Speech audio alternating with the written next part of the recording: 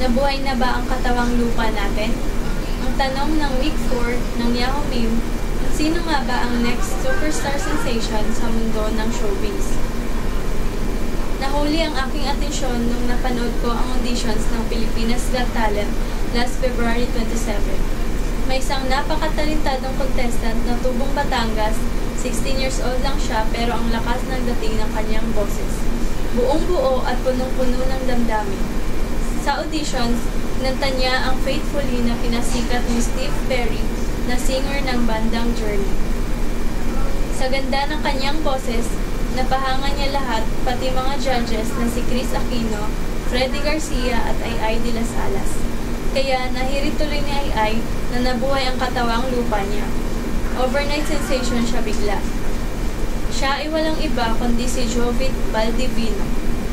Ano nga ba ang meron si Jovit kaya malakas ang appeal niya sa masa ngayon? Ang kasagutan ay nasa unang interview niya with the judges sa auditions. Sa interview, naikwento niya ang life story niya. Isa siyang estudyante na nagbibenta ng siomai para makatulong sa mga magulang na mahirap. Kaya sumali siya sa Pilipinas Got Talent ay para makaahon sila sa kahirapan. At sa lahat ng kanyang pinagdaanan, pinapakita niya sa lahat ang kanyang pagiging simple at matyaga. Dahil dito, nagkaroon siya ng maraming Pinoy fans. Mapapatunayan ba natin ito? Hanapin natin si Jovit sa internet. Tingnan natin sa Facebook. Wow, ang daming fans. Nakahigit na sa 100,000.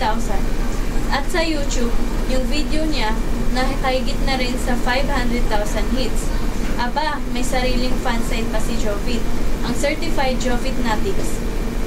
Hindi lang sa internet sikat si Jovit. Pansinin na lang natin sa paligid. Ano kaya ang madalas kinakanta sa mga video ko ngayon? Puro faithfully na ang banat ngayon. Siya nga pala, siya na ang tinaguri ang winner ng Pilipinas Got Talent last Sunday, June 13, 2010. Dahil dito, si Jovit ang magiging superstar sensation ng Pilipinas. O, buhay na ba ang katawang lupa natin? Hindi pa ba? E di bubuhayin ko kayo. Yahoo!